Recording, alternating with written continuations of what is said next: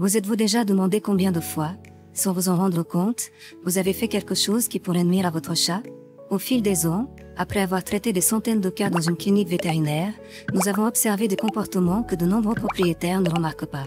De petites erreurs apparemment inoffensives qui affectent profondément le bien-être de votre chat. Le problème est que ces signes sont silencieux et passent souvent inaperçus. Des études successives révèlent que de nombreux propriétaires de chats ne parviennent pas à identifier les signes subtils de problèmes de santé avant qu'ils ne s'aggravent. Et lorsqu'ils le font, le silence peut être fatal. Aujourd'hui, nous allons vous révéler 6 erreurs cruciales à ne pas commettre avec votre chat. Ces erreurs ne sont pas simplement basées sur des suppositions, ce sont des pratiques éprouvées qui ont un impact sur la santé et le comportement de votre chat. Et je vais être franche avec vous, ne faites pas ces erreurs. Commençons par l'erreur numéro 6. 6e erreur, ne pas donner de lait à votre chat. Vous avez déjà vu le cliché de chat avec un bol de lait, n'est-ce pas? C'est presque un symbole d'affection. Mais il faut savoir que les chats sont pour la plupart intolérants au lactose. En leur donnant du lait, vous risquez de provoquer de graves problèmes digestifs tels que des coliques et des diarrhées. Pire encore, de nombreux propriétaires n'associent pas ces symptômes au lait. Après le sevrage, les chats perdent l'enzyme nécessaire à la digestion du lactose, et ce qui semble être un geste affectueux peut finir par surcharger le système digestif de votre chat et nuire à sa santé sans que vous vous en rendiez compte. Question pour vous. Combien de gardiens pensent encore que le lait est une friandise inoffensive? Vous connaissez maintenant son impact réel. Passons à l'erreur suivante. Erreur numéro 5. Ne pas emmener régulièrement son chat chez le vétérinaire. Vous ne le faites peut-être pas exprès, mais vous vous êtes peut-être demandé quand vous avez emmené votre chat chez le vétérinaire pour la dernière fois. De nombreux propriétaires pensent que si leur chat semble aller bien, il n'est pas nécessaire de l'emmener régulièrement chez le vétérinaire. Saviez-vous que les problèmes de santé les plus graves chez les chats ne présentent souvent aucun signe apparent avant d'être déjà irréversibles? En négligeant les contrôles annuels, vous manquez l'occasion de détecter des maladies telles que l'insuffisance rénale chronique ou l'hyperthyroïdie, qui peuvent se développer silencieusement. Et c'est là que réside le danger. Ce qui semble être une absence de besoin de rendez-vous peut se transformer en un problème grave. Alors, dites-moi, prenez-vous vraiment soin de la santé de votre chat au fil du temps? Ou attendez-vous que les signes se manifestent de façon alarmante? Ne laissez pas le temps passer sans agir. Erreur numéro 4. Ne forcez pas les interactions avec votre chat. Cette erreur est plus fréquente que vous ne le pensez. Avez-vous déjà essayé de forcer votre chat à vous faire un câlin alors qu'il n'en avait pas envie?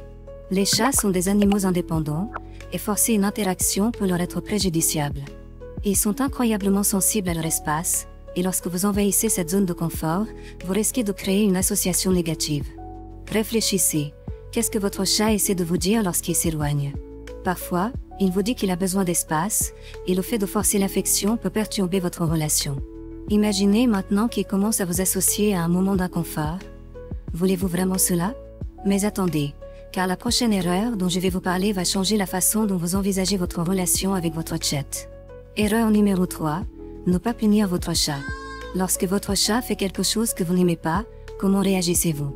De nombreux propriétaires ont recours à l'aspersion d'eau, au cri ou même à la tentative d'aspersion d'un objet pour corriger le comportement. Mais laissez-moi vous expliquer. Punir votre chat ne corrigera pas son comportement, cela ne fera que créer de la peur et de la méfiance.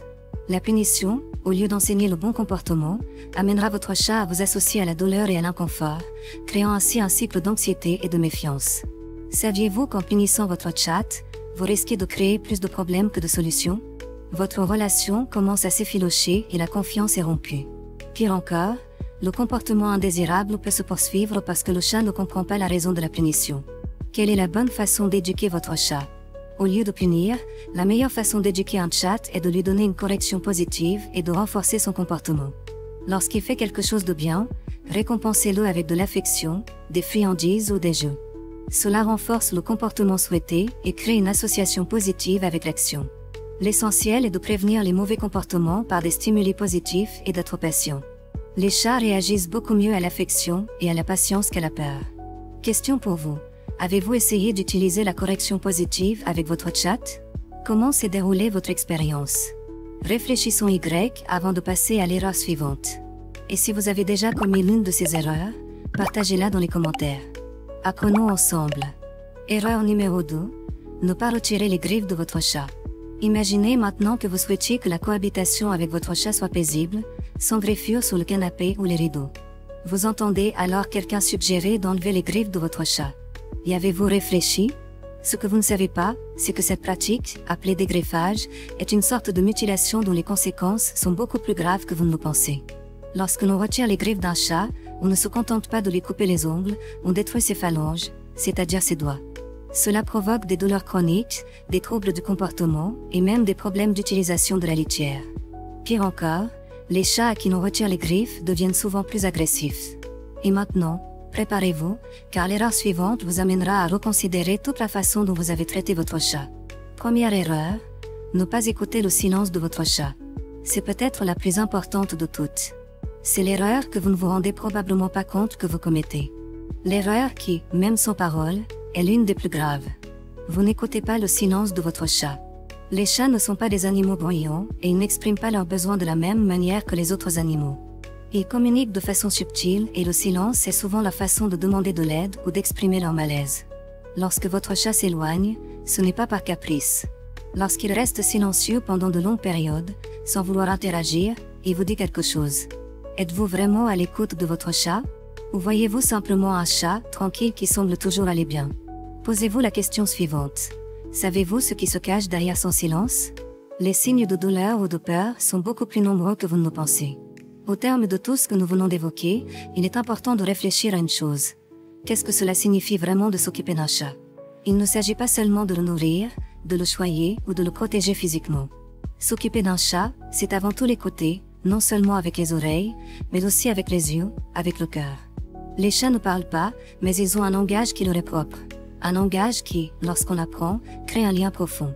Ils nous apprennent à être plus attentifs, plus respectueux, plus présents. Ce faisant, nous créons une relation de confiance mutuelle. Ils nous donnent leur amour inconditionnel, et en retour, nous devons comprendre que la véritable responsabilité d'un gardien ne se limite pas à donner de la nourriture ou des soins physiques. Il s'agit de respecter leurs limites, de comprendre leurs émotions et d'agir avec empathie. Maintenant que vous savez quelles sont les erreurs à éviter, engagez-vous à regarder votre chat de plus près. Non seulement sur ce qu'il fait, mais aussi sur ce qu'il ne fait pas. Car, en fin de compte, ce qu'il essaie de vous dire en silence peut être bien plus important que tous les mots qu'il pourrait prononcer.